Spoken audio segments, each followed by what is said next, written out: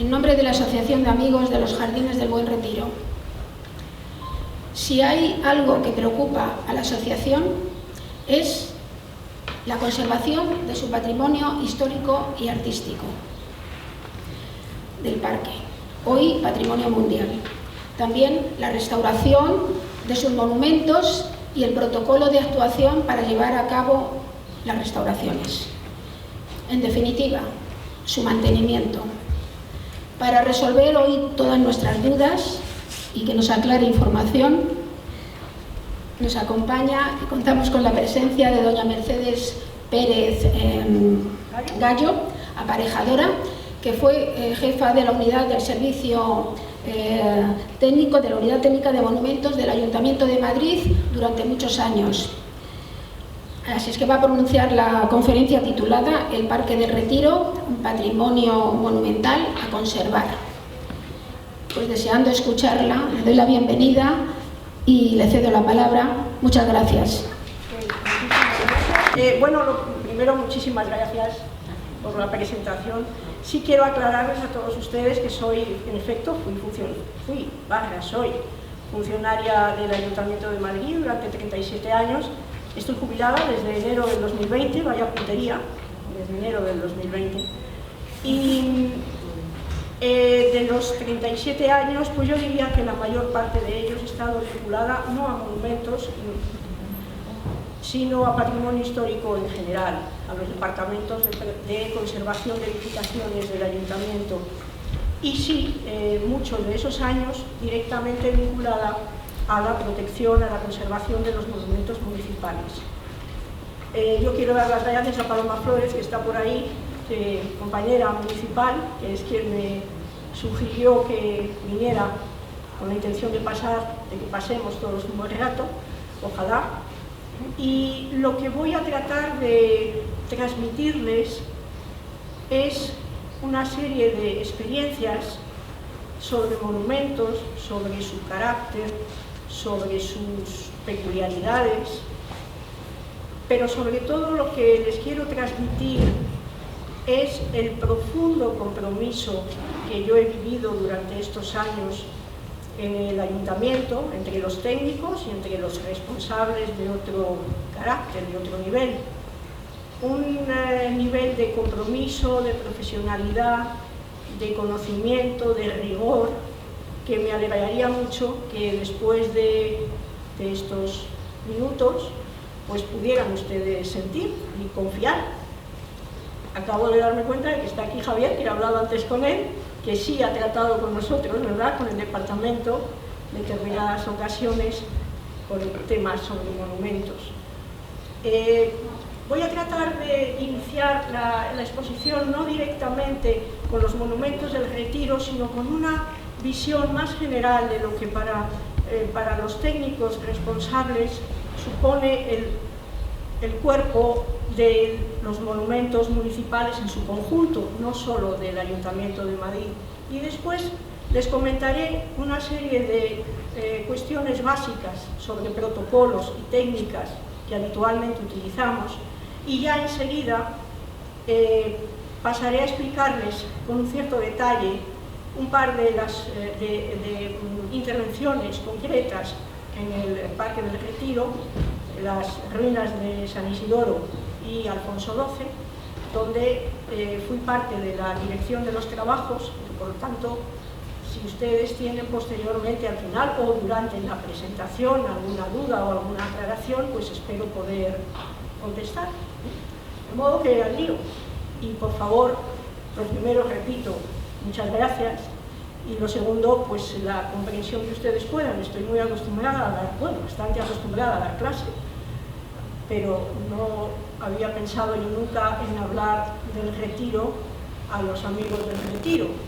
Es complicado, comprometido, y a ver qué pasa. Gracias. En el Parque del Retiro, si nos damos un paseo virtual, de esos que ustedes han dado físicamente montones de veces, pues lo primero que vamos a encontrar siempre es belleza. Es un entorno en el que los monumentos tienen, me atrevería yo a decir, tienen tanta vida, monumentos de piedra, metal, etc., tanta vida como la materia vegetal, porque se alimentan del respeto, del conocimiento de los visitantes. Quizás son los que más reciben, en tanto que la materia vegetal a lo mejor es la que más da. Nos vamos a encontrar siempre belleza, pero esta belleza es uno de los valores que habitualmente se utilizan. Lo voy a intentar, se lo aseguro. Esta belleza que encontramos en los monumentos es solamente uno de los valores que habitualmente se consideran para hablar de un elemento monumental, frente o al lado o por encima de un elemento meramente ornamental situado en la vía pública. Para que un elemento físico se considere un monumento, tanto si está en la vía pública como si está en el interior de un museo, hay una serie de valores que se consideran de manera general. Ese elemento es un cuerpo físico, pero tiene que tener, para acercarse a él como tal monumento, un valor artístico. Es sin duda un elemento documental y tiene un valor conmemorativo de aquello que conmemora ese concepto físico. Es una presencia constante en la historia, en el tiempo, y a eso se le denomina, en términos, cuando hablo de estos términos me estoy apoyando siempre en las cartas internacionales de protección al patrimonio histórico-artístico. Son valores comúnmente aceptados y recogidos en esas cartas de restauro. Tiene un valor histórico y tiene un valor simbólico. Cuando un elemento físico tiene uno o varios de estos valores, es cuando, digamos, entre comillas, oficialmente, se le puede denominar monumento. Y por tanto, esa consideración obliga a tratarlo de una determinada manera.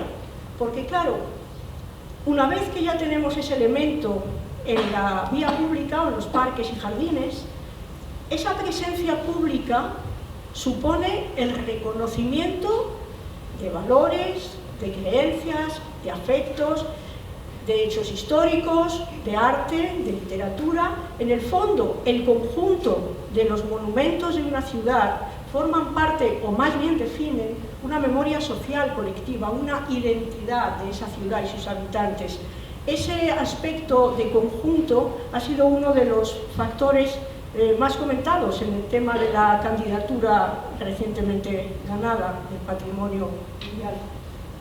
Y una vez que ya hemos visto que tiene una piedra bien labrada, vamos a dejarlo ahí, tiene valor histórico, tiene valor artístico, tiene valor sentimental, o tiene valor social o valor simbólico, entonces se le aplican una serie de tratamientos para conservarlo, para mantenerlo, que es de lo que a continuación vamos a hablar. De las estrategias y criterios de conservación y mantenimiento sobre los elementos monumentales y conmemorativos instalados en vía pública, parques y jardines del Ayuntamiento de Madrid. Ya nos detenemos seguro en el retiro, llegamos enseguida. Les aseguro que no va a ser una sucesión de planillas, pero prefería dejar estos conceptos un poco más asentados. Por ejemplo, les puedo garantizar que cuando nosotros llamamos monumento a nuestro listado de 1550 elementos, legalmente, para la ley española del patrimonio histórico, monumentos son solo aquellos declarados como bien de interés cultural. La definición de monumentos se inició en los planes de catedrales en el siglo XIX. Anteriormente tenían otra denominación y ahora la denominación de monumento ha sido sustituida por la de bien de interés cultural. De modo que entre estos 1550, no todos son legalmente monumentos como tal, pero para nosotros lo son. Como ven, viene esta tablilla repartida por distritos y al distrito de Retiro le corresponden 154 de nuestra relación de monumentos en el ayuntamiento. Pero no todos están en el parque.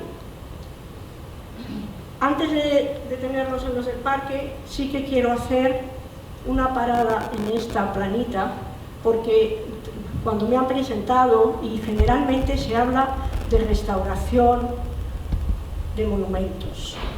Nosotros hablamos generalmente con más prudencia de conservación y siguiendo normas legales derivadas del Ministerio de Cultura a través del Instituto de Patrimonio Cultural de España, el IPC, que muchos de ustedes conocerán.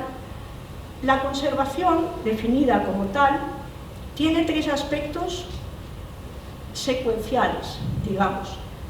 Unas medidas iniciales se consideran conservación preventiva, son aquellas medidas en las que se actúa generalmente sobre los elementos externos al monumento, sobre la naturaleza, sobre el entorno social, sobre la circulación, sobre la contaminación, sobre el clima, y se denomina conservación preventiva. Se trata de evitar el daño que obliga a la conservación curativa, que es una acción directa sobre el bien para devolverle las propiedades que haya perdido.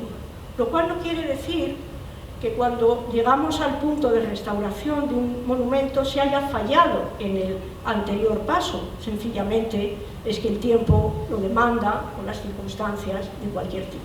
Y por último, aparte de las labores de conservación, aparece el recurso de la restauración, al que llegamos cuando realmente las acciones que hay que ejercer sobre el monumento tienen una entidad de mayor nivel, requieren, por así decir, de un proyecto, de una estrategia y de un protocolo mucho más lento, definido y estudiado previamente. Y dando estas generalidades, pues les diré que para nosotros lo que más nos gusta pues es aplicar la conservación preventiva, porque supone un alargamiento evidente de la vida de los elementos, un ahorro económico importante y además parece lo lógico en la vida, ¿no? Prevenir antes que prevenir. De todas maneras, una vez que se ha decidido actuar, y sea por la vía que sea, las normas internacionales de las cartas de restauración nos obligan a cumplir una serie de requisitos que no son dogmáticos, no son cerrados, no están encorsetados, pero tienen que cumplirse.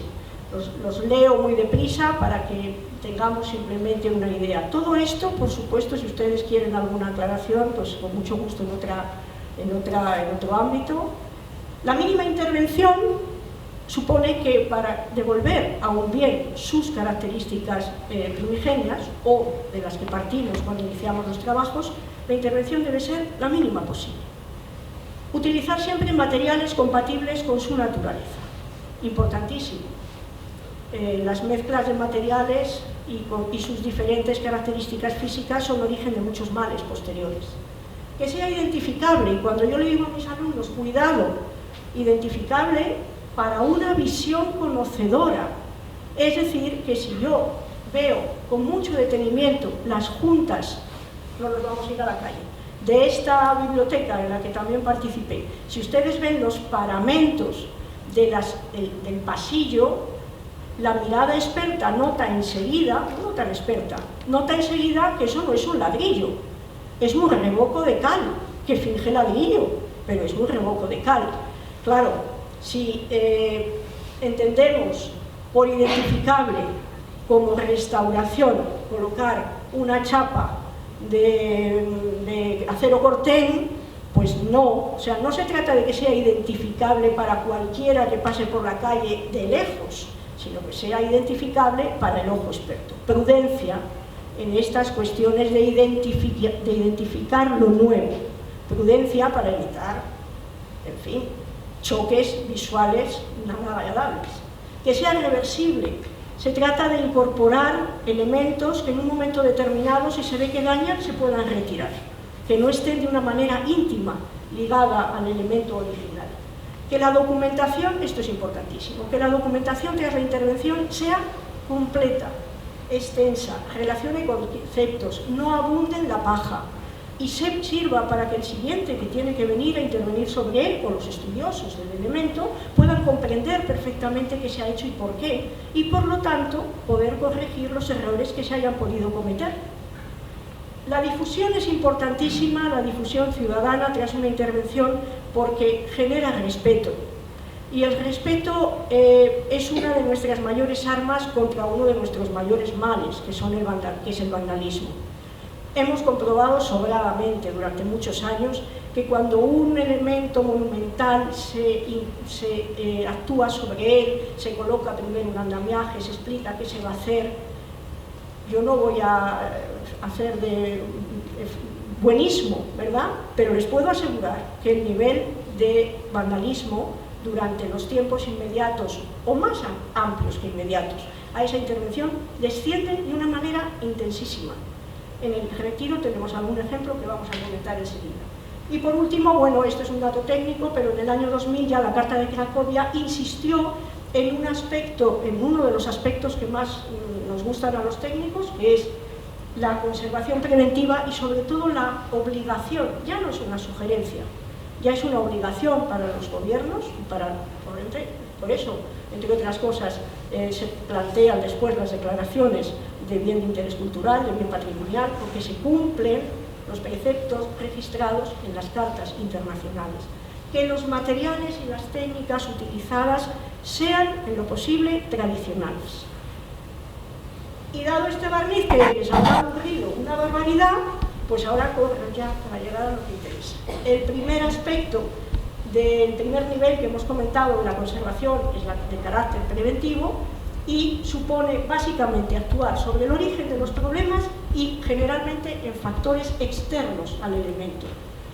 Está articulado de una manera intensísima en el Plan Nacional de Conservación Preventiva del IPC, donde nos habla de que hay que identificar, evaluar, detectar, controlar los riesgos. La palabra fundamental de un plan de conservación preventiva es el análisis de riesgos, no de consecuencias, sino de los riesgos que afectan a ese elemento. Hay unos indicadores generales que sirven para todos los elementos, incluidos las colecciones de museos. Este documento incluye no solo bienes muebles situados en el exterior, sino cualquier elemento patrimonial declarado como patrimonio. Pero ya llegamos al Retiro. De los 1.555 que veíamos, si descontamos las 500 placas, podemos descontarlas para ser más estrictos, nos quedamos en 1.500, y de los 1.500, casi 200 estaban incluidos en el distrito de Retiro, y dentro del Parque del Buen Retiro hay 126 elementos monumentales. No les garantizo este número arriba abajo de mi margen de 5 o 10, porque claro, a veces pasan cosas, uno se retira, otro llega, ahora están instalando mis compañeros del departamento, o se está a punto de instalar uno aquí cerca, dedicado a Garcilaso, etcétera, que los 126 son de aquella manera. 36 estatuas, 12 grupos escultóricos, se denomina grupo escultórico cuando tiene más de una figura. 22 fuentes ornamentales e históricas, 3 murales y mucho más que no he relatado, como saben, ven ustedes, este número nos suma 126. Los otros se le denominan varios, diferentes al Retiro, la mayoría de los cuales coinciden con el resto de la ciudad, pero algunos no, y son muy serios. Hay daños físicos por envejecimiento y localizaciones inadecuadas, bien, en todas partes, pero las condiciones ambientales y los daños por biodeterioro son realmente en el Retiro extremos por la presencia lógica y con la que naturalmente se convive, porque es el parque en su conjunto, de árboles, aves y demás. Después hay dificultad de control, en este parque hay dificultad de control sobre esas modificaciones externas, precisamente porque dependen fundamentalmente de la naturaleza. Hay sucesos catastróficos sobre los que no se puede actuar, y luego hay dos sobre los que se actúa más fácilmente, que es la presión de uso y los actos sociales, el robo, el vandalismo, que aquí se padece de una forma muy dolorosa, pero mucho menos intensa que en otros ámbitos de la ciudad, se lo puedo asegurar. Y ahora ya sí que vamos a entrar. Yo no he querido hacer una sucesión de fotos maravillosas del Retiro, porque esas las tienen ustedes, no yo. Yo tengo alguna, así que, bueno, pues podemos entrar por la Puerta de España y entonces atravesamos el Paseo de las Estatuas, o podemos entrar por la de Felipe V y entonces vamos hacia el parterre, o por cualquiera de las otras puertas del Retiro que ustedes conocen, por las que entran y salen seguro continuamente, casi más que yo, desde luego ahora, más que yo. Siempre que entramos por una de esas puertas vamos a encontrar belleza, pero yo vengo aquí a explicarles qué riesgos nos encontramos y cómo los contenemos o los corregimos. Pues imagínense, claro, perdón, esto yo creo que se ve mejor a mí, que se podía poner más grande, así se ve bien, ustedes se ven bien, vale. Evidentemente, todos los elementos del Retiro padecen de una humedad muy intensa y de unos cambios climáticos más fuertes de lo que se produce en otros ámbitos de la ciudad, porque la vegetación templa, pero después cede, pero después retiene, pero después llueve, pero después moja. De modo que son riesgos un tanto diferentes. Fíjese, vamos a relatar alguno. Una localización adecuada ahora que la fuente de la Alcachofa está en el Retiro, pero adecuada para el monumento, porque la localización original, la fuente de la Alcachofa, saben ustedes que era el remate del Paseo del Prado con el programa escultural, mitológico, definido. Aquí voy a decir algo muy discutible, pero para mí, por Carlos III, bueno, yo más bien creo que por Isabel de Farnesio, porque realmente este programa iconográfico mitológico está muy presente en los jardines de la Granja, se reconoce enseguida, y en esa época Carlos III todavía no tenía tanta mano. O sea, le voy a echar un capote a Carlos III pensando que heredó mucho de su sabia madre. Y el final del paseo del Prado en su programa mitológico iconográfico era la fuente de la Alcachofa destinada a representar el poder de la monarquía. Pero claro, ahora adecuadamente hay una réplica de bronce, pero esta fuente estuvo allí mientras estaba justo antes el famoso Scalestri, se retiró, se musealizó y luego ya se trasladó al Retiro. Los riesgos entre esta localización y esta son evidentemente mucho más favorables para el elemento en el Parque del Retiro, qué duda cabe. Vamos a seguir viendo riesgos. Y luego vemos ya... Bueno, la casita del pescador. ¿Será posible que no he encontrado una foto moderna de cuando sucedió lo que les voy a contar, que seguro que ustedes conocen? La casita del pescador tiene evidentes riesgos de alta humedad, está en la charca, claro, aves y tal. Bueno, en un momento determinado nos llamaron el equipo de Caridad Melgarejo, porque había una oficina de información al ciudadano, de tipo turístico y del parque, y llegó un momento en que caía un extraño líquido pegajoso por la lámpara, y es que se había instalado en el pináculo una inmensa colmena de abejas, pero inmensa. Nos llamaron a nosotras y cuando vimos aquello, pues llamamos a los bomberos, porque claro, son bien protegidos, esas sí que debían estar bien protegidas, pero son un tantito peligrosas. Los bomberos tampoco crean ustedes que se pusieron al tajo, llamaron a Madrid Salud y ya un poco entre todos pues se decidió la forma de seleccionar, identificar, digamos, localizar, mejor, no identificar, localizar a la reina, porque cuando se separa a la reina el enjambre va con ella, se producen algunas pérdidas, nos explicaron los compañeros de Madrid Salud, pero en general la colmena puede sobrevivir. Tuvimos que reconstruir, aquí se llegó al último punto de lo que puede ser una restauración, que es la reconstrucción, el pináculo entero. Afortunadamente teníamos un estupendo contacto de elementos de zinc y de cubiertas metálicas que nos viene trabajando estos temas históricos desde hace muchos años, y se reconstruyó hasta el punto de que mucha gente no se enteró. Pero fue un riesgo de difícil control y sobre todo de difícil suponer, porque de verdad creíamos que se estaba como derritiendo algún elemento de tipo aislante o así, pero claro, es que era dulce, vamos, es que era miel, exactamente miel. Hay elementos que tienen riesgos muy escasos en el Retiro, o que no son tan escasos pero están muy controlados. Yo no recuerdo, a lo mejor ha habido algún graffiti, pero no recuerdo sobre la estatua de Benavente nada, porque está claro, muy abierto, muy bien colocado, rodeado por un parterre vegetal, sin grave afección de raíces.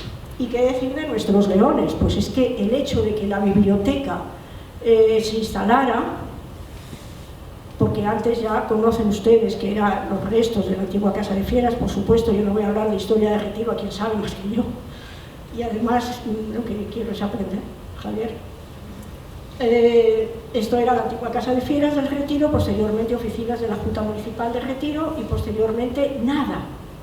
Cuando llegamos aquí para intervenir en la restauración completa y dedicarlo a biblioteca pública, esto era una ruina completamente llena de animales, de gatos, de abandono, de suciedad, en fin. Fueron pocos años, pero el impacto fue grande. Desde que se instaló la biblioteca en todo este ámbito, el vandalismo prácticamente no existe. Claro, esa es la importancia de los usos, ¿no?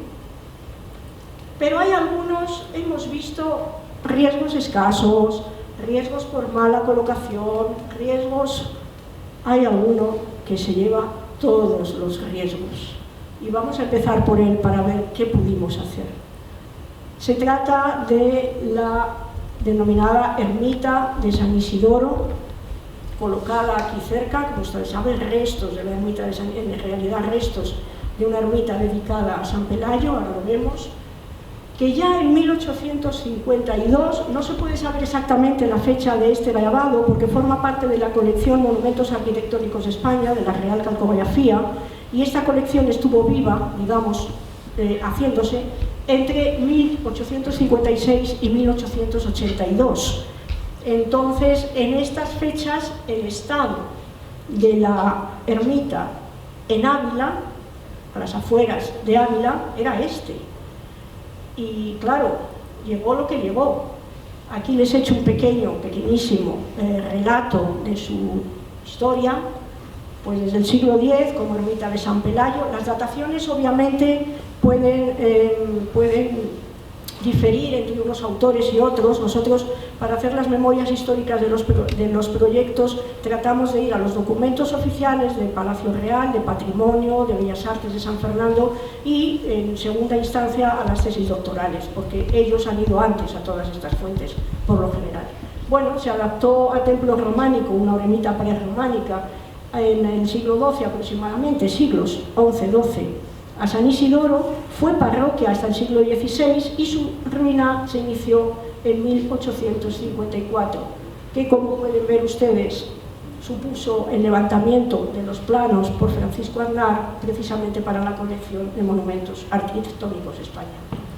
Después llegó la desamortización de Mendizábal, fue vendido a un privado. Todos estos datos naturalmente son muy ampliables, pero yo quería hacerles un esbozo de cuál fue la secuencia.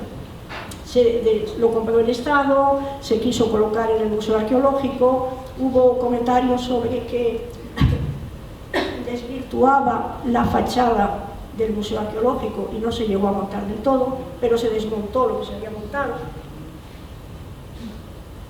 Estamos en una época en la que seguramente no desmontaban como desmontamos ahora, desmontaban lo mejor que podían, es decir, no mal, pero ahora pues, se había hecho un desmontaje quizá de otro tipo.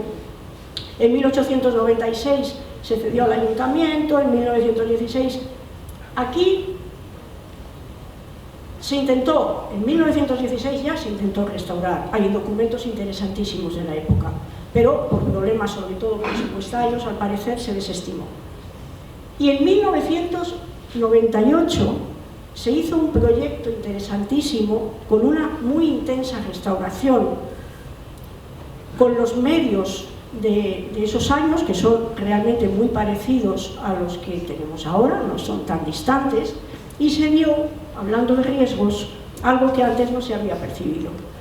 La ermita está apoyada, no voy a decir cimentada, porque la palabra cemento para nosotros es completamente tabú, apoyada sobre unos muros de azogue que, al parecer, según documentos del Retiro, procedían de unos edificios anexos, no anexos por proximidad, anexos por actividad de la Real Fábrica de Porcelanas del Retiro.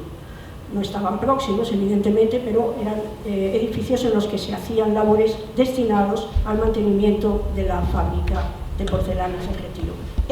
Esos muros de azogue estaban perjudicando de una manera extraordinaria las basas de la ermita, porque claro, no es una situación adecuada.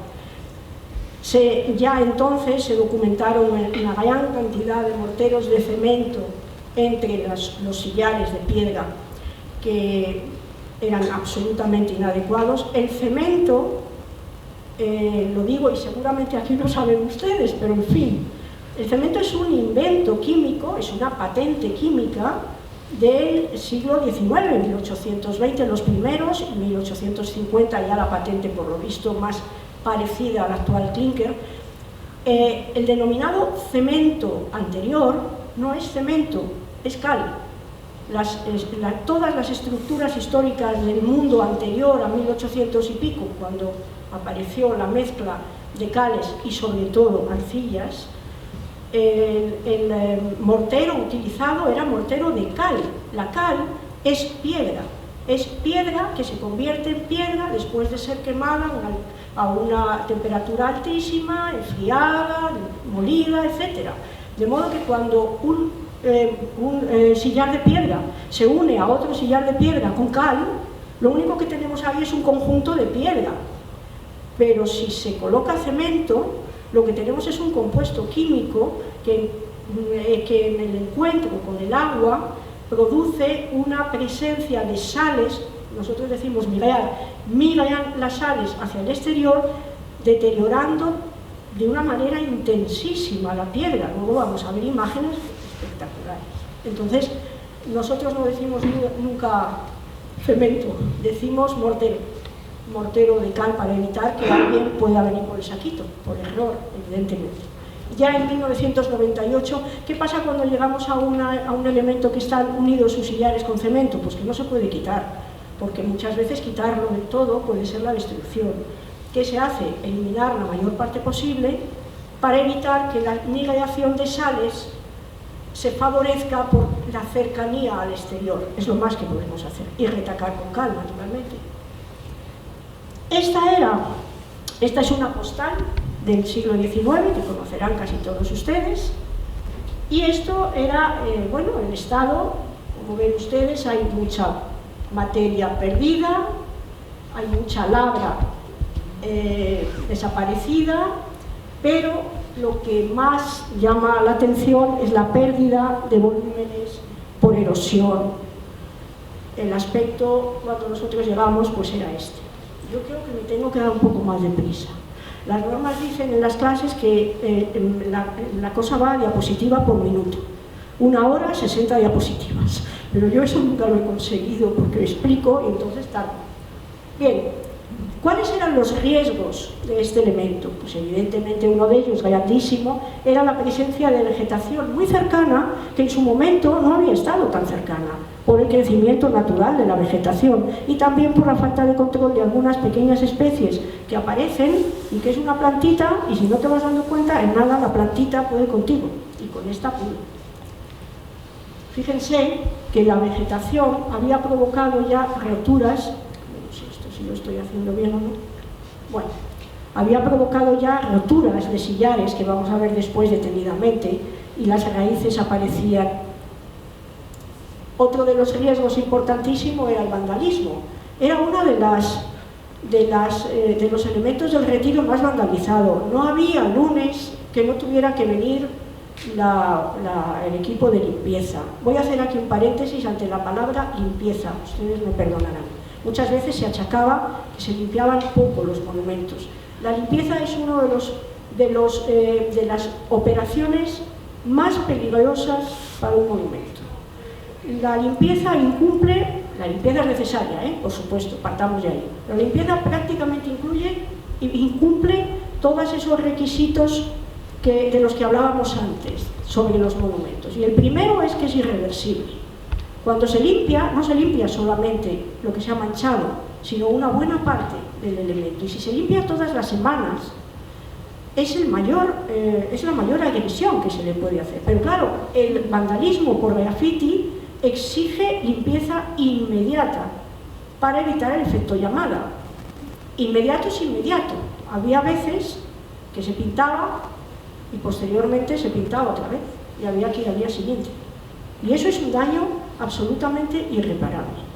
No solamente el vandalismo. En estos años yo eso no lo he querido traer, pero fotografías de padres dignísimos haciendo a sus niños subir al arco para sujetarlo, pues tengo cientos, probablemente.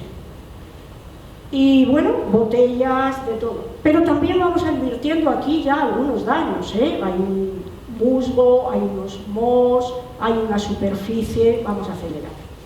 Hay una filtración, había una filtración importante por cubiertas y por los basamentos. Por las cubiertas, francamente, se producen muy intensamente, porque aunque se reparen, pues los pájaros, las aves, sobre todo las hojas, destruyen una cubierta, en fin, no rápidamente, pero sí. Pero lo importante era la subida de humedad por los basamentos.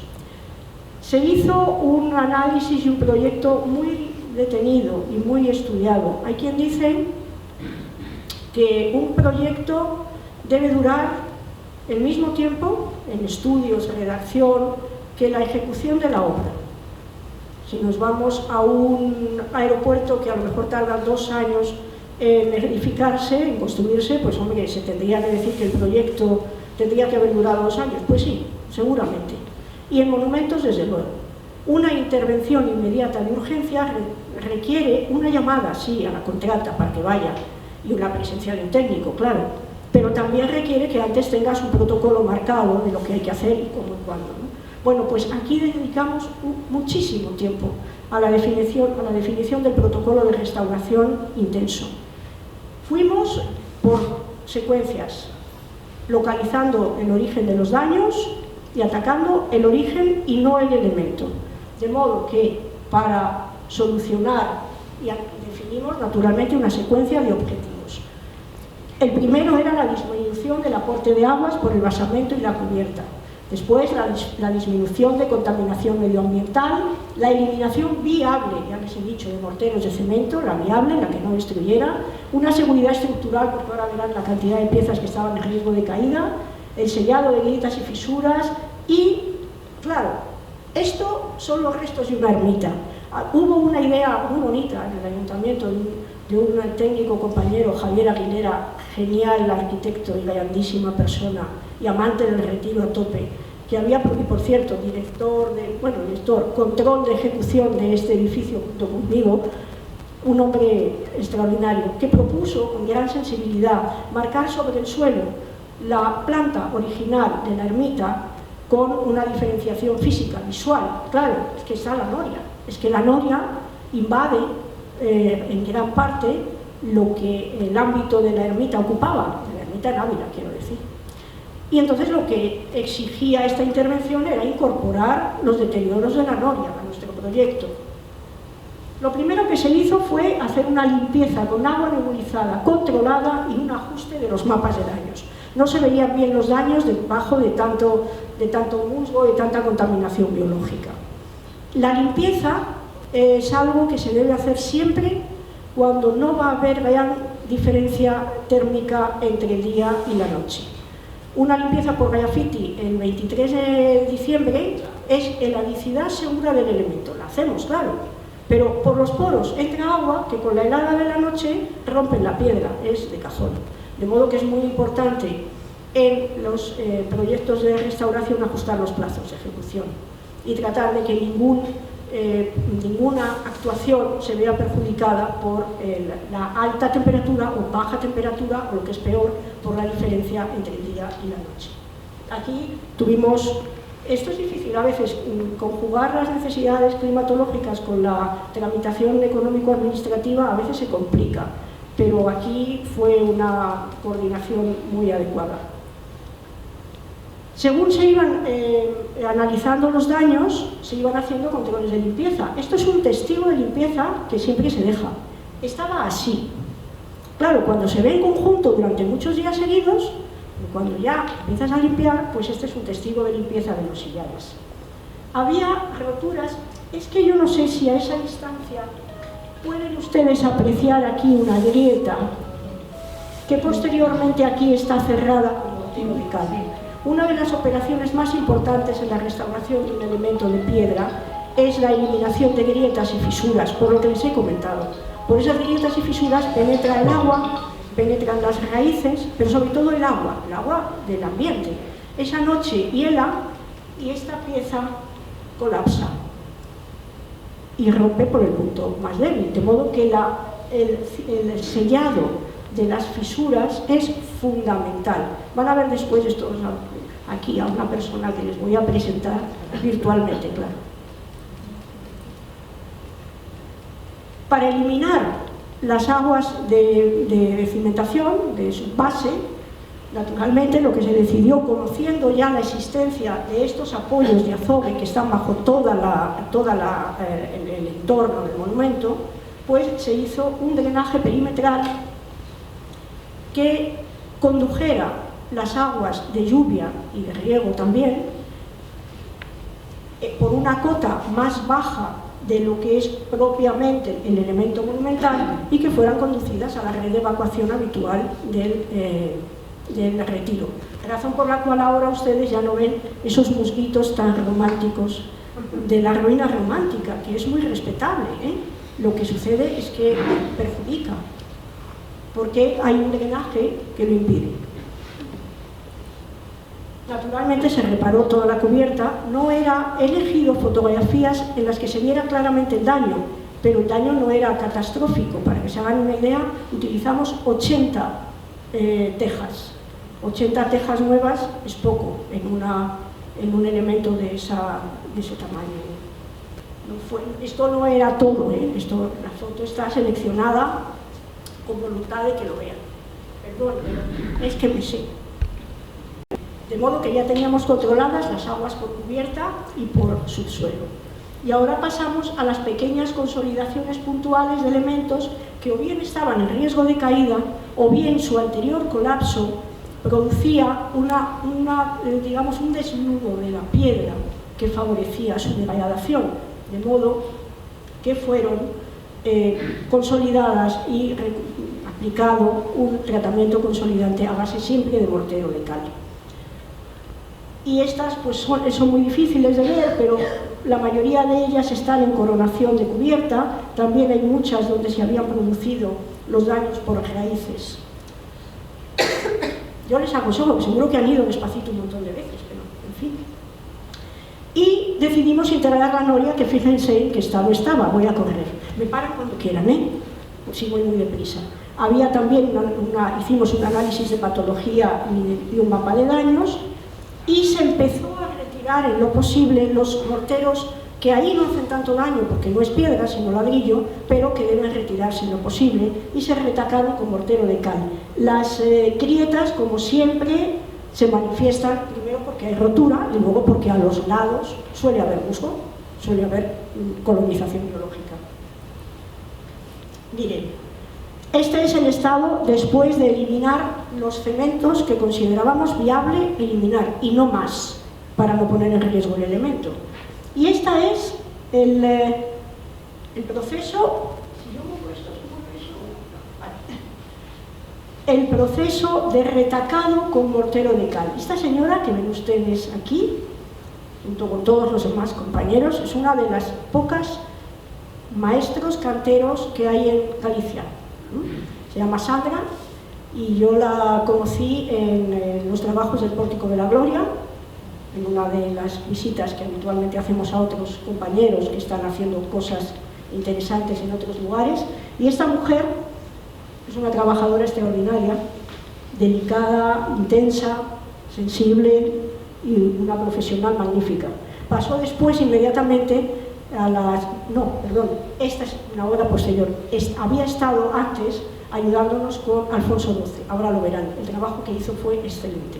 A mí me gusta, de verdad, decir cuando alguien ha sido fundamental en el equipo. No digo yo que el resto de los trabajadores no sean excelentes, pero que ella dirigía el equipo de una manera magnífica.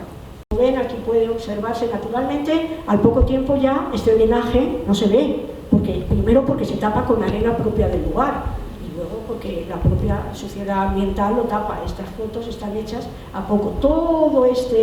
Toda esta doble hoja de los muros y el interior está consolidado, a todos se le han hecho los tratamientos, digamos, particulares que considerábamos necesarios. Esta es una imagen final y aquí sí que me detengo porque de verdad, yo estuve solamente hasta enero del año 20, como les he dicho, pero sigo teniendo una relación constante con los compañeros del departamento, y el nivel de vandalismo ha bajado de una manera radical. Bueno, el caso es que la gente entra aquí y ve esto y no lo pintan. A mí no, yo no sé, no les voy a dar la razón, pero es así, es cierto.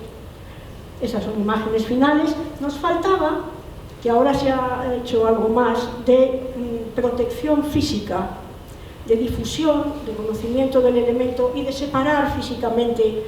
A ver, el que quiere hacer daño, no hay valla que le pare, no hay vallado que le pare. Yo he visto grafitis en un 7º piso.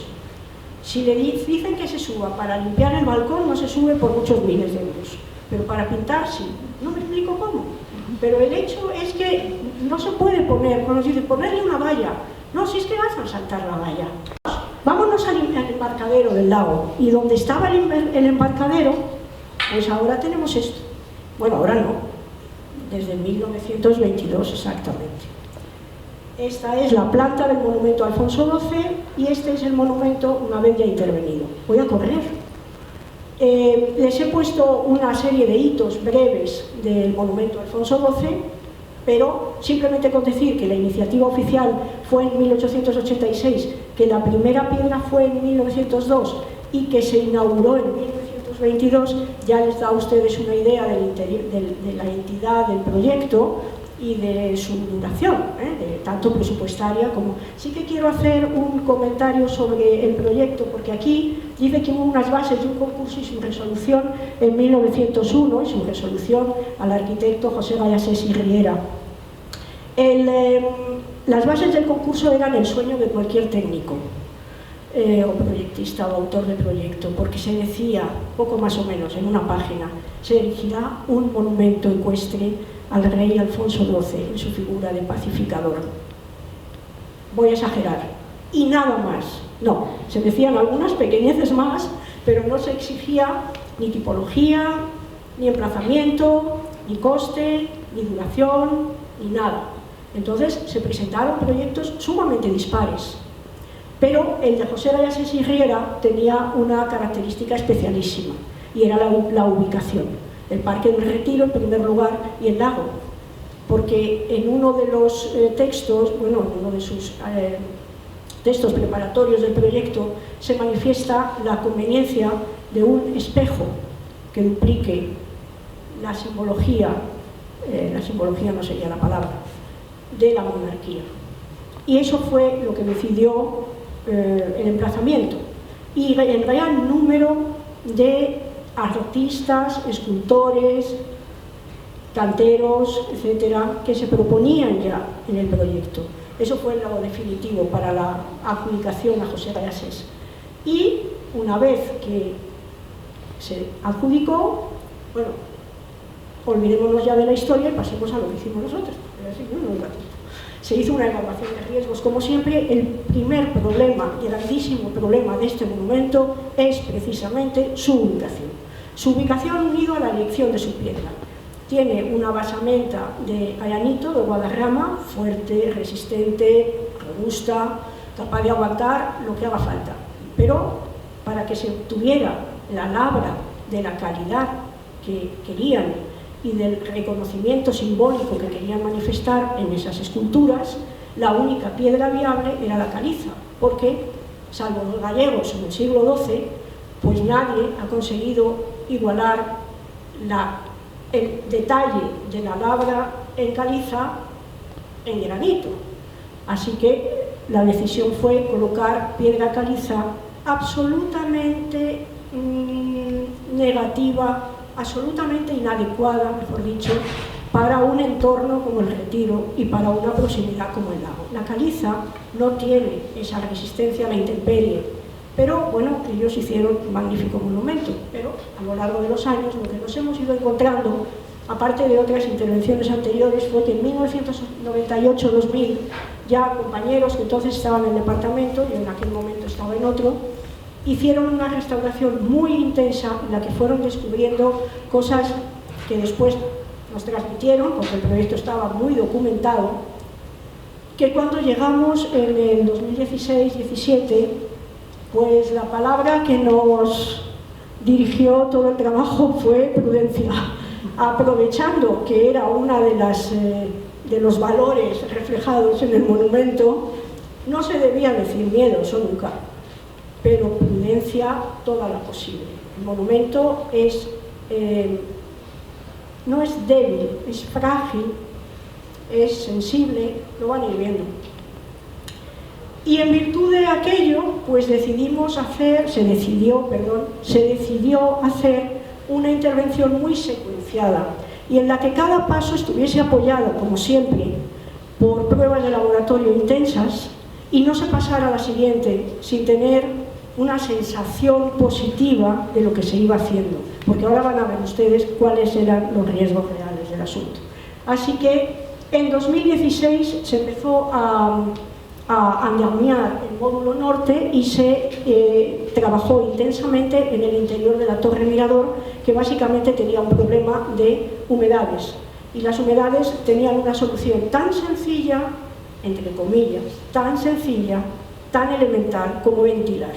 De manera que todos los huecos que estaban tapados por chapas para evitar la entrada de aves fueron sustituidos por chapa perforada, aun sabiendo que podían entrar avecillas muy pequeñas, permitía la ventilación. Las chapas de la puerta, que es original y sigue siéndolo, también las eliminamos, y arriba, luego de dar alguna fotografía, los cristales del mirador fueron los superiores, unas tiras como de unos 12 centímetros perimetrales, sustituidos por una rejilla estéticamente muy adecuada que permitía la ventilación. Simplemente hacer esas tareas disminuyó muchísimo el nivel de humedad interior, pero los daños, claro, existían, ya estaban hechos. Así que lo de siempre, a limpiar intensamente, a retacar, a eliminar cementos, a aplicar cales, consolidantes, y algunos de ustedes creo que han visitado la Torre Mirador por dentro. El ayuntamiento abre unas convocatorias de días concretos porque no tiene permiso de utilización libre, naturalmente. No es un elemento que tenga salida de emergencia, ni que tenga el ancho que debe tener de escalera, ni de barandilla y tal, y por lo tanto no puede estar abierto al público. Ya sé que muchas iglesias de los pueblos tienen un campanario al que dejan subir, pero el ayuntamiento tiene que tener un poco más de cabeza. Entonces se abren visitas en determinadas fechas, que se abren en la web, y luego hay colectivos, pues Escuela de Arquitectura, yo qué sé, ¿no? Doctorandos, Bellas Artes de San Fernando, que de vez en cuando le piden al departamento alguna apertura puntual. Los amigos del Retiro han disfrutado de la llave. Fíjense, este era el estado de los cupulines de arriba, y he elegido fotos tranquilizadoras, porque luego vamos a ver un vídeo nada más. Vamos a darnos prisa. Limpieza de biodepósitos, aplicación de biocida. Los leones no tenían ya, por supuesto, hace muchos años la función de gárgola, pero es que además estaban destruidos, porque imagínense, en algunos he puesto el antes y el después y en otros no, simplemente lo comentamos y ya está. El andén del hemiciclo, estamos todavía en el hemiciclo norte, donde aprovechamos para hacer todas las pruebas de laboratorio que luego nos ayudaron a intervenir con más seguridad en el conjunto. Y empezamos actuando sobre los elementos que no presentaban riesgo. Estos eran los andenes llenos de moho, de restos. Voy a hacer una alusión al uso, hace ya muchos años que no se hace, pero desde este andén se colocaban fuegos artificiales. En una piedra caliza frágil, la percusión, la vibración de semejante actividad, ojo, ya hace muchos años que no se hace, pero los riesgos, claro, tienen su precio. Esta puerta la ven ustedes así, cuando estaba, en este momento es una puerta permeable, digamos, de rejilla, que permite la ventilación de los núcleos de escalera de subida lateral. Fíjense cómo se sellan algunas fisuras. Esta señora que hemos conocido antes, retacando, claro, esto es el proceso de trabajo, después no queda así, queda mucho más terminado, digamos, ¿no? Pero no se quita, no se retira, no se elimina, se sanea, se respeta el elemento. Los que están en riesgo de caer se retiran naturalmente, pero esta piedra estaba completamente meteorizada por dentro. Los cementos habían ido comiendo la piedra por dentro y había quedado como la cáscara de un limón exprimido. Entonces, la solución pues era esta. ¿Cómo se hace? Pues Sandra, nuestra cantera y su equipo, todas las mañanas preparaban unas cales naturales con una dosificación estudiada especialmente para esta piedra y se la ponían, naturalmente en unos elementos de cubos adecuados, se la ponían en la mano. Y con la mano han repasado todo el monumento, frisos, esculturas, con la mano, como nos podemos dar una cremante a rondas, con la mano, así durante meses. Y claro, el resultado pues es mucho más conservador que si dices, bueno, esto se está cayendo, vamos a quitarlo. Evidentemente había casos peores, porque este pobre, pues fíjense, claro, si a este no se le hubiese hecho esto, que en altura, por cierto, se ve que se ha respetado el estado del elemento, pues este morrillo y estas cejas habrían tardado en caerse pues, nada de tiempo. Fíjense qué nivel de detalle se tuvo en las roturas de los elementos de todas las labras. A este punto se llegaba con una espatulita y el dedo. Yo no sé si ustedes se han dado cuenta de lo grande que es ese monumento. Pues así, hasta conseguir, luego ya se hace la entonación, pero en la entonación entonces ustedes no habrían visto el proceso en las fotos. Si les doy las del estado final. Todas las juntas deben ser selladas, todas las juntas, porque ya hemos dicho que por las juntas entra el agua y el invierno hace que estallen. Esta es la misma foto, y todas estas juntas pues, han sido convenientemente selladas. Me detengo en el precioso, creo yo, esto es discutible, es personal, pero en fin, simbolismo del frontón. El frontón, el proyecto recoge que las 49 provincias españolas estuvieran rodeando a la monarquía en la figura de la estatua ecuestre de Alfonso XII. Y estaban representadas, ahora lo vamos a ver muy deprisa ya, con su escudo y acompañadas de los oficios tradicionales. Y un detalle muy curioso que se recoge en el proyecto, claro, 49 escudos, más flores, más flores de lis, más representación de la monarquía, pero aún así debe ser que les quedaban huecos. Y entonces aparece constantemente el dios Mercurio, ahora vamos a ver las fotografías, en su dios Mercurio, mensajero de los dioses, pero en su versión de dios del comercio. Y era una especie de reflexión, estamos hablando de 1922, sobre el derecho de los oficios a intervenir en el comercio. Es bonito y está reflejado en el proyecto. Vamos a ir viéndolo. Fíjense cómo estaba el frontón, no lo fotografiamos en detalle antes, mientras estábamos haciendo la intervención. Fotografiábamos los daños, pero todo en detalle no, porque nos habría sido un trabajo improbo y un gasto excesivo. De modo que cuando había grietas, las fotografiábamos bien y después se resolvían. Esta creo que era la misma de antes, disculpen, voy para atrás sin darme cuenta. Estas las vamos a pasar a imagen solamente, después de tanto comentario, y si ustedes quieren, paramos donde deseen. Escudos, los 49, algunos de ellos, muchos de ellos, repetidos. Naturalmente se quitaban primero todas las colonizaciones biológicas, aquí por ejemplo ven ustedes que hay una grieta que después se resolvía. Los escudos estaban acompañados de la actividad de una o varias actividades apropiadas para la región de que se tratara. De modo que aquí está la viticultura. Fíjense qué nivel de detalle hay en la labra de la piedra. Claro, esto se puede hacer primero por un buen escultor, muchos buenos escultores, y sobre todo con una piedra que lo permita. Y esa era la caliza, que después nos ha dado tanto problema. El dios Mercurio, con su caduceo y con algunos daños, y completamente restaurado. Hay muchos. Hay muchos en los que casi siempre encontrar. Fíjense, aquí, no sé si se ve, pero aquí el escultor recoge en el torso y en el muslo del representado toda la veta de la piedra. Y esa se ha conservado. Claro, se ha conservado en un nivel inferior al de origen, porque ha habido limpiezas previas. Aquí tenemos más escudos y más reparaciones, y voy a correr mucho porque quiero, como ven ya, 72, todo el mundo sabe que 72 diapositivas no se pueden meter en una hora, ya me disculparán. Más escudos, más visiones de los escudos diferentes, completamente limpios. Este es precioso. Estos son dos diferentes de la misma actividad, la textil.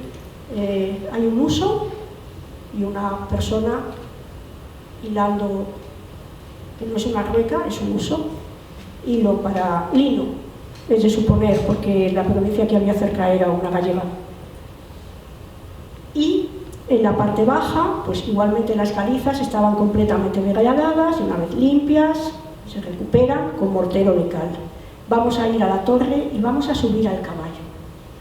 Esta es la puerta de la entrada, que se hizo permeable, digamos, con una reja perforada, y estas son las ventanas a las que se accede por dentro cuando se sube a la torre, las ventanas del mirador.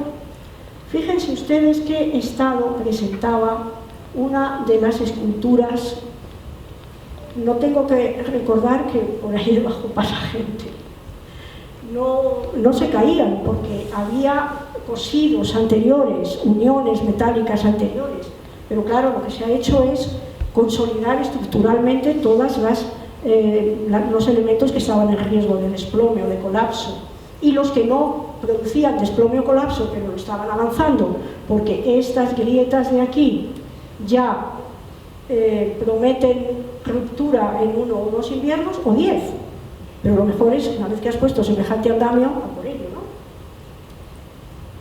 Como ven, es que quiero que vean, el ala del águila estaba completamente separada, unida únicamente por un cosido previo, y ya se incorporó adecuadamente.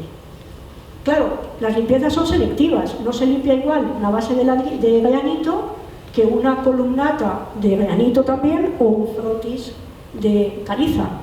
La temperatura, la presión, la forma es muy distinta.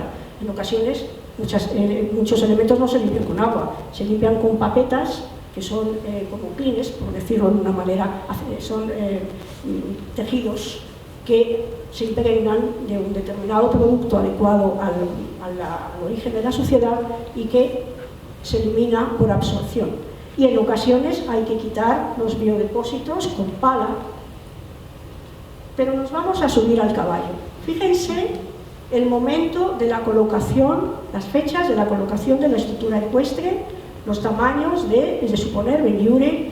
Agradezco desde aquí muchísimo que no esté a Lucrecia Benlliure, que toda la ayuda que nos da con sus documentos de la Fundación Benlliure, y que nos proporciona fotografías, datos de todo tipo, y que se emocionó una de las veces que subimos al caballo hasta arriba porque creyó reconocer las huellas de las manos de don Mariano en el modelado que quedaba después de modelar la cera. Una gran mujer. Esta es una fotografía de una limpieza inicial, no completa, y esta es una limpieza de biodepósitos, como ven, con pala. Pero nos vamos a subir al caballo, un momento. Yo creo que se puede. Esto es una manera de trasladarles a ustedes, si puedo, el nivel de rigor, de compromiso, que se tiene cuando se interviene sobre un elemento, que no tiene por qué ser el monumento a Alfonso XII, que puede ser el monumento al libro o a cualquier otro de la ciudad. Que este sí que es una pena, que no se oiga, porque es cuando los restauradores, levantando una grieta producida por el descenso de un palastro y explicando cómo entraba el agua por ahí, descubren que una parte, empiezan a eliminar junta y descubren que detrás de la junta están restos de la cera perdida del elemento original de bronce. Pues eso lo conservamos. Todos los trozos de cera perdida que iban apareciendo se iban recuperando. Aquí está, ¿veis? Esto no se tira. Bueno, nosotros no lo tiramos, ahora que lo tiren. Se colocan debajo de la masilla especial seleccionada para sujetar el palastro a la escultura. Y es pena, porque lo explican tan bien. Y los procesos del monumento a Alfonso XII fueron estos. Creo que fue una actuación muy exitosa. Se hizo en 3 fases y ya no les voy a contar cómo hacemos los bronces, pero sí, un poquito. Cuando llegamos a limpiar un bronce, lo primero que hacemos es hacer unas pruebitas con ácidos acéticos disueltos a una determinada concentración. Y días después, esa foto me parece que no la tengo, vemos cómo ha reaccionado cada una de las pruebas, que son diminutas, y ya elegimos la adecuada para hacer la restauración. Esta es una secuencia general de instalaciones. Insisto aquí en que la limpieza, lo he puesto, casualmente no hay foto, pero en fin, es una intervención peligrosa, que peligrosa no, es necesaria, pero digamos que es de riesgo y por eso debe ser prudente. Fíjense, esta es una intervención en Cibeles donde esto no se dejó así, esto no eran pruebas de limpieza, no eran catas de limpieza, de muestra, era el proceso. Se limpiaba por centímetros la corona y ya íbamos por aquí, y por el rostro igual, porque no se debe limpiar a lo loco, ni excesivo, no se debe. Y eso que esto es granito, no les digo nada, las limpiezas exageradas en caliza, lo que pueden provocar. Aquí nos colamos. Resulta que la trasera, naturalmente ya sabemos que la trasera es de mármol de Carrara, pero al aplicar la misma intensidad de limpieza, eso lo debe saber Paloma, cuando quitamos los andamios, el mismo nivel de limpieza había provocado en estos angelotes de mármol de Carrara, particularmente en los 2 culos que dan a los despachos de la alcaldesa, un brillo que yo llegaba por ahí a las 8:15 de la mañana y quería morir, porque venía todo el sol de la Puerta de Alcalá y aquello brillaba como 2 luces de Navidad.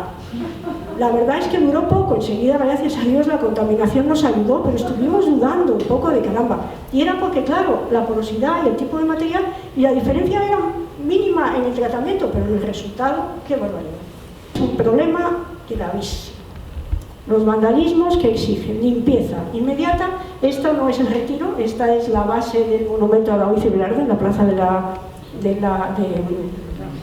2 de mayo. Esta gentuza, que no tiene otro nombre, tuvo el detalle de dejarnos los botes de pintura que habían utilizado, que para que pudiéramos leer la composición. Como era pintura lanzada, no proyectada, no aplicada, el tiempo que tardamos en extraer la pintura que había penetrado en la porosidad del mármol con papetas, es decir, con tejidos de acetatos, ¿no? como papel de limpieza del rostro, no es eso, en fin, impregnadas del producto adecuado a lo que queríamos sacar. Creo que estuvimos un par de meses aplicando papetas.